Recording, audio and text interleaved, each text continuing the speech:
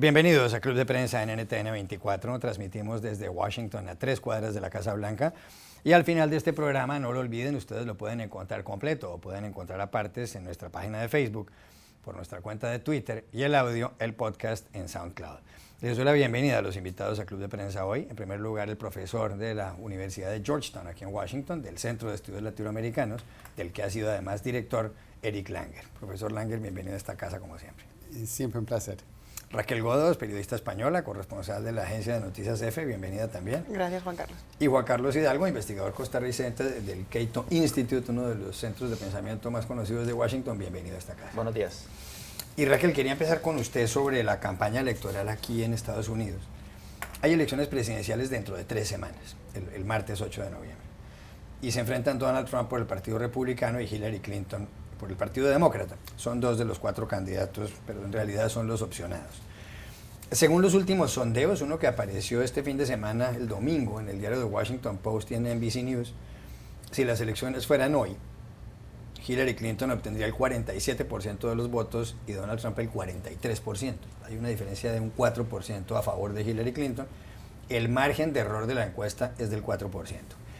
En este programa hemos hablado muchísimo de Donald Trump por las cosas que le ha dicho, y no solo en este programa, sino en la mayor parte de los medios de comunicación del mundo. Y ha habido algunos televidentes, con razón, los televidentes siempre tienen la razón, que dicen que por qué no se habla de Hillary Clinton, que si lo que pasa es que hay una falta de equilibrio y estamos parcializados aquí contra el señor Donald Trump, cosa que por supuesto no es cierta, estamos simplemente mencionando y comentando las noticias. Bien, a Hillary Clinton se le acusa esencialmente, y le acusa a Donald Trump esencialmente, bueno, que dijo el otro día que ella usaba estimulantes para los debates de televisión, pero la acusa por los emails cuando ella era secretaria de Estado, que no se conocen. Pues bueno, se ha conocido de la última tanda, la última serie. Y en esencia hay cosas como, por ejemplo, que ella dice que en esos discursos por los cuales le pagaban en Wall Street $225,000 por cada discurso, que ella dice que sobre distintos aspectos uno debe tener una posición privada y otra pública. Ella dice que estaba muy preocupada por lo que pasó en Benghazi, en Libia, en donde fue asesinado en una toma el embajador Stevens, embajador estadounidense. Ella en un discurso ante unas compañías canadienses dijo: debería daros las gracias porque los canadienses son per cápita los mayores contribuyentes en la Fundación Clinton. Ella dice cosas como que apenas se está aprendiendo aquí en Estados Unidos cómo se puede implantar el sistema de seguridad de sanidad de Obama, lo que se llama el Obamacare. Ella dice en uno de los emails que se opone en todos los sentidos a la legalización de la marihuana. Y hay una lista muy larga de las cosas que dice Hillary Clinton. ¿Es esto muy grave, todo lo de Hillary Clinton? En efecto es grave, pero ¿es esto, qué sé yo, tan grave como lo de Trump? ¿Cuál es la valoración que hace usted de lo que se ha conocido de los emails que rodean a Hillary Clinton y a su jefe de campaña, John Podesta? Bueno, yo creo que lo que se ha revelado en los emails tampoco debe sorprender a nadie. No sé, no me parece que sean revelaciones totalmente sorpresivas. Quiero decir, ella, a mí me puede parecer reprobable o no que cobre $225,000 por un discurso, eso sí, pero lo que diga en sus correos electrónicos o sobre sus afirmaciones políticas, ella está en todo el derecho de querer o no legalizar la marihuana, ella está en todo el derecho, y me parece una afirmación bastante acertada, de que hay cosas que se discuten en el ámbito público y en el ámbito privado, creo que es algo que hacemos todos. No sé, me parece que está un poco sobredimensionado y que hay como una especie de interés por cavar demasiado en esos correos y quieren sacar cosas que no encuentran. Yo creo que ya digamos, llevamos año y medio tratando de buscar cosas feas en los correos, muy feas, y no las encontramos, ¿no? Entonces, bueno, pues ya está bien. Pero también es cierto que en comparación con el juego que nos da Trump, pues está muy desbalanceado en ese sentido, pero no es porque los periodistas hagamos una menor crítica de Clinton y una mayor de Trump, sino porque es que Trump está diciendo a su contrincante que la tiene que meter en la cárcel, o está llamando cerdas a las mujeres. Entonces, bueno, quizás que se merezcan, ¿no?, esas críticas. Pero más allá de eso, sí que creo que, bueno, que Clinton ha tenido que rebajar su discurso en ciertos tipos de cosas, sobre todo en las primarias lo tuvo que hacer. A lo mejor los correos que enviaba previas a las primarias y previo al enfrentamiento con Bernie Sanders, que era un tipo eminentemente anti-Wall Street, pues le hizo cambiar un poco el discurso. No me parece que sea tan graves los hallazgos de los correos electrónicos, y me parece que se van a quedar en agua de borrajas. Eric Langer. Me parece que una razón por la cual hablamos más de Trump que de Clinton es que estos correos son sumamente aburridos. Claro. No dicen mucho más de, como decía Raquel, no dicen mucho más de lo que ya se conocía de ella. Se ve que ella es de centro derecha, y más bien lo que ha tenido que hacer en la campaña es tratar de irse más hacia la izquierda, pero al final de cuentas son cosas en realidad demasiado razonables para decir. Entonces, eso es justamente un problema que Clinton le resulta muy difícil, hasta con escándalos, algo así, tratar de acaparar el espacio periodístico, porque no dice nada realmente tan interesante. Y me parece que si querían enjuiciar a Clinton con los WikiLeaks, han fracasado rotundamente, porque en realidad no hay nada bueno, ni nuevo, ni interesante en realidad. Entonces, ¿para qué? No es escándalo, ¿no? Y lo lindo de esas elecciones es que hay muchos escándalos, pero no son de Clinton. ¿Será que lo grave es entonces que ella hubiera utilizado un servidor privado? Que en efecto es grave, que un secretario de Estado utilice un servidor privado, pues no es una cosa correcta, es algo inapropiado. Incluso yo no sé en qué tipo de conductas puede incurrir un alto funcionario si hace eso, pero el contenido de los correos electrónicos. Sí, bueno, estos son extractos de los discursos que ella dio a ciertos grupos empresariales, bancos, agencias aseguradoras, etcétera, Sí. En los últimos años, desde que salió del Departamento de Estado, y donde efectivamente cobraba $200,000 el discurso. Durante la precampaña por el Partido Demócrata, Bernie Sanders demandó que los manuscritos, o sea, la letra de estos discursos fuera hecha pública, porque lo que él quería demostrar era que Clinton decía una cosa en la campaña y otra lo que le decía a estos grupos empresariales. Y efectivamente lo Y que estaba se ve, en favor de Wall Street, ¿no? y Eso también. sí, y efectivamente lo que se lee en estos correos, como dice el profesor, es que ella es una política de centro derecha. Está a favor del fracking, algo que es anatema Es para otra el cosa, partido. claro, la extracción del petróleo en este método. Exacto, algo que es anatema para el Partido Demócrata. Está a favor del libre comercio, algo que es anatema para el Partido Demócrata y ahora también para el Partido Republicano. Es más intervencionista en materia militar de lo que es el presidente Obama.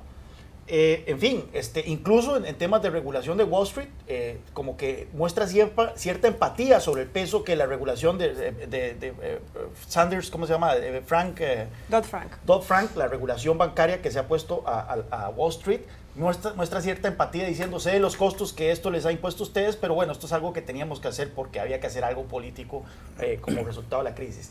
En fin, esto hubiera tal vez tenido más impacto en la precampaña, le hubiera dado material, municiones a Bernie Sanders en su lucha contra la secretaria Clinton. ¿Qué tanto la puede afectar ahora?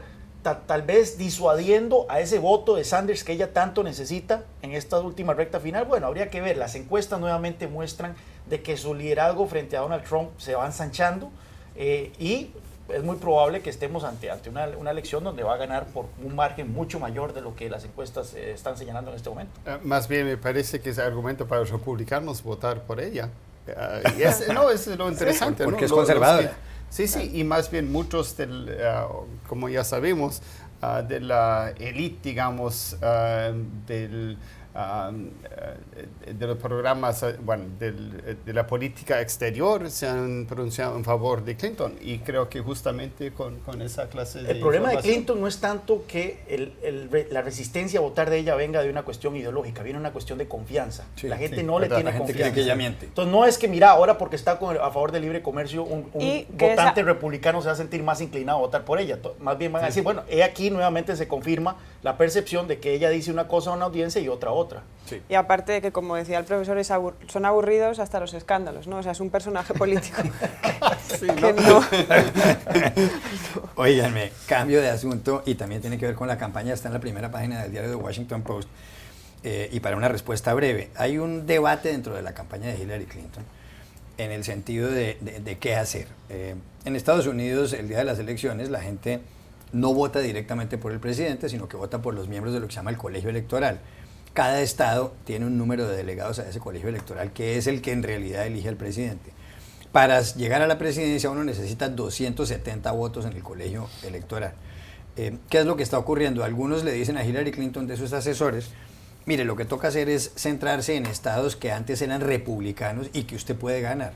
Por ejemplo, Arizona, en el centro sur de Estados Unidos, o Georgia, en la costa sureste, o Utah, que está también en el centro del país.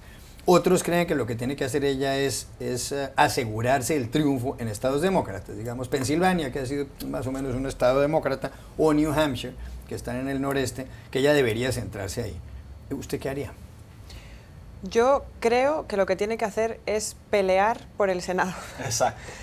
Creo que la lucha en los estados ya es sumamente... O sea, puede que haya un argumento posterior de no, tiene que ganar por mucho margen para que Trump luego no diga que esto estaba amañado, porque si gana por un porcentaje muy bajo, Trump luego puede venir a decir que esto se lo ha robado y que no sé qué. No creo que ese sea el tema. Cuando hablamos de encuestas a nivel nacional, son falsas. Quiero decir, puede ser que a nivel nacional Hillary supere por 4 puntos a Trump, pero lo que importa son los estados. Y Hillary gana en California, en estados muy grandes. Había un cálculo del New York Times que de los 50 estados, si Hillary gana, creo que son algunos demócratas, pero en concreto son unos 19, o sea, estamos hablando de un margen de 31 a 19, ella ganaría igual. Entonces, no creo que sea una cuestión, lo importante ya creo que no es ganar las elecciones por un margen menor o hacerte, digamos, el héroe ganando, la heroína ganando un estado republicano, que puede pasar. A mí, por ejemplo, me fascinaría demográficamente y políticamente que ganara Texas. El margen de las encuestas ahora está bajísimo es un entre estado los dos. republicano, tradicionalmente Claro, republicano. sería impresionante, Pero ¿no? con muchos hispanos, ¿no? Claro, es muy interesante. Además, allí lo quieren mucho a ella porque ella empezó su carrera política allá. Entonces, bueno, puede ser muy interesante. Pero creo que lo más importante para ella es ganar el Senado porque, aunque gobierne, si no recupera el Congreso, o por lo menos una parte del Congreso, no puede gobernar. Hay que recordar que el Senado y la Cámara están en manos de los republicanos en la actualidad, que son la oposición al presidente Barack Obama, y que el 8 de noviembre se elige un tercio de los 100 escaños del Senado y la totalidad de los 435 estados de la Cámara de Representantes. Si usted fuera asesor de Hillary Clinton, ¿qué le recomendaría hacer en 30 segundos?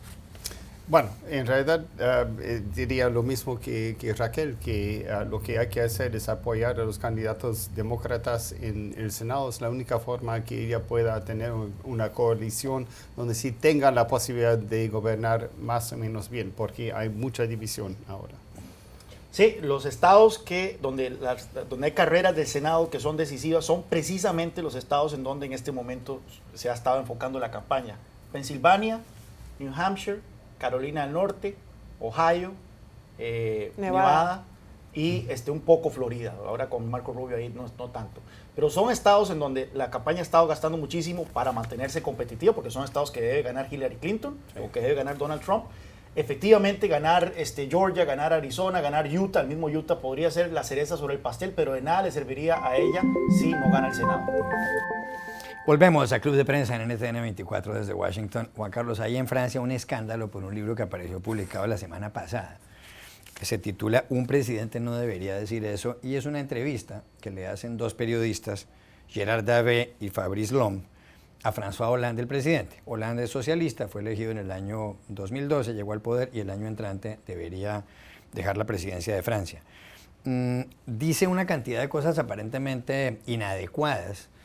No le dejaron a él revisar las declaraciones que les dio en varias conversaciones con estos periodistas, pero eso ha generado un tremendo escándalo. Por ejemplo, sobre los verdes, los del Partido Verde, dice que son unos cínicos rompepelotas, o rompehuevos dirían otros, ¿no? Sobre la selección de Francia de fútbol, dice que los jugadores no tienen apego por el equipo. Sobre Benzema, el delantero del Real Madrid, que tuvo un escándalo por unas conversaciones con contenido sexual, dice que no es un ejemplo de moralidad. Sobre sus mujeres, él fue compañero sentimental de Ségolène Royal, que es ministra de él, con quien tiene sus hijos, dice que esa es la mujer a la que quiere. Después estuvo casado con Valérie Trierweiler, y además él dice que ella ha mentido, que él nunca criticó a los pobres, como ella señala.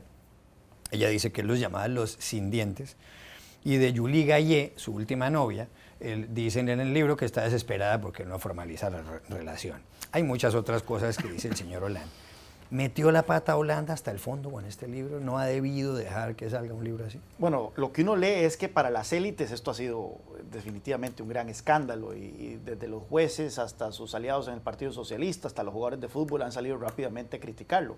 Lo que señala esta nota, y puede ser cierto, es que esto es lo que muchos franceses piensan en privado y tal vez podría generar cierto tipo de empatía ante un presidente que por sí no podía excavar más bajo. Es uno de los presidentes más impopulares, es el más impopular en la historia francesa desde que hay mediciones, y sus chances para la reelección el próximo año son casi que nulos. Así que puede ser que esto más bien podría generar cierta empatía por parte del público francés, pero ciertamente esto va a ser la comidilla de la prensa francesa en las próximas semanas y no creo que el presidente Hollande vaya a salir muy bien parado, por lo menos de la cobertura mediática de este libro. ¿Metió la pata a François Hollande, profesor Langer? Creo que yo he estado en Francia muchas veces y lo lindo es que una comida se toma mucho vino. Yo creo que había tomado demasiado vino en Hollande. Sí, durante esas entrevistas y comidas y todo eso. Me parece una cosa muy tonta abrirse tanto para todo. Obviamente lo humaniza de alguna forma, pero al mismo tiempo va en contra de la ideología de su propio partido. Y el Partido Socialista ya está muy abajo en las encuestas, ya no tiene coherencia y demuestra justamente esa incoherencia desde arriba. Y me parece un error garrafal darle libertad a los periodistas a hablar de él y publicar todo eso antes de terminar su mandato. Fueron 61 conversaciones con los periodistas, incluso hay algunas frases que, aunque no son ofensivas contra los musulmanes, y hay una población musulmana muy numerosa en Francia, sí siembran cierta inquietud, da la impresión. Bueno, a mí me da la sensación de que sobre todo en el tema de la inmigración patina mucho. Él puede decir de la selección, aunque es un tema delicado, lo que quiera, pero quiero decir, los inmigrantes son una población muy alta, han pasado muchas cosas en Francia últimamente como para estar echando más leña al fuego, ¿no? Pero creo que lo más significativo de esto es que demuestra que si hay algo en lo que Europa está de acuerdo, los países europeos, es en acabar con el socialismo. Y además se autoinmolan. O sea, ya no hay ni un país europeo que tenga un partido socialista con cierta capacidad de liderazgo. Sí. Y este señor es el único que está en el gobierno, que en un país grande y significativo de la Unión Europea, y se está suicidando gratuitamente. Entonces, bueno, quizá más que el libro en sí a nivel nacional, deberíamos verlo como qué le está pasando a la izquierda en Europa. Cambio de asunto para un tema final, Juan Carlos. Ha habido artículos, muchos artículos, sobre lo que está pasando en Tailandia, un país del sureste asiático, porque el pasado 13 de octubre, con 88 años de edad, murió el rey, Bhumibol Adulyadej. El rey Bhumibol estuvo 70 años en el trono. Imagínese usted, en esos 70 años ha habido 26 primeros ministros, 19 constituciones, 15 intentos de golpes de Estado, 9 de ellos exitosos, y él ha sido visto como una especie de símbolo y casi un semidios en algunas ceremonias. El rey Bhumibol falleció y entonces se habla ahora de que va a ser sucedido por su hijo, cuyo nombre es Vajiralongkorn, no lo sé pronunciar muy bien en tailandés, pero hace pocos años hubo un golpe de Estado por parte de los militares que derrocaron al primer ministro Thaksin Shinawatra, y ahora se especula si cuando llegue el nuevo soberano va a volver a incorporar al poder al señor Shinawatra, porque eso generaría una pelea con los militares en Tailandia. Es la segunda economía del sureste asiático, Tailandia, 68 millones de habitantes, y la economía ha crecido por 40 desde que llegó Bhumibol al trono. ¿Cuál es el lío ahí? Sí, el lío es el siguiente. Desde la década pasada, cuando Thaksin Shinawatra llega al poder mediante un sistema, políticas clientelistas, políticas populistas, como relacionadas muy parecidas a las que vemos en América Latina, ¿verdad? Darle subsidios a los pobres, darles acceso a la salud, etcétera, etcétera. Y esto, por supuesto, que le gana el afecto principalmente de las masas en el norte del país, pues, zonas muy alejadas de la capital, que habían sido ignoradas por muchísimos años en Tailandia. Sin embargo, las élites, principalmente en la capital, empiezan a ver con cierta sospecha a Thaksin Shinawatra, que se vuelve muy popular debido a estos programas, y empezaron a temer de que el país podría irse hacia la bancarrota. Estas élites, que son muy conservadoras alrededor del ejército, dan un golpe de Estado inicialmente en el 2006, se vuelan a Thaksin Shinawatra, y lo hacen diciendo que su liderazgo, el de Thaksin Shinawatra, amenazaba al rey. Sí. O sea, ellos reclamaron ser la representación de los intereses reales. Luego de eso ha habido varios intentos por restablecer la democracia en Tailandia, en donde de una u otra forma los partidos relacionados a Shinawatra vuelven a conquistar el poder. Lo hizo primero un personaje que era muy cercano a él, luego su hermana, el gobierno, el ejército una y otra vez le ha dado un golpe de Estado. Sí. Ahora, ¿qué ocurre? Muere el rey, que supuestamente era la figura que estos círculos conservadores querían proteger, y viene un príncipe heredero que es muy cercano a Shinawatra, es amigo de Shinawatra. Y entonces ahora la pregunta es, ¿qué va a hacer el ejército? Porque el ejército ya no va a poder salir a decir, mira, estamos defendiendo los intereses reales, sí, sino que va a tener que desnudarse como una élite que no quiere perder el poder ante la amenaza de una democracia que pondría en el poder a un primer ministro que no es popular entre esas élites.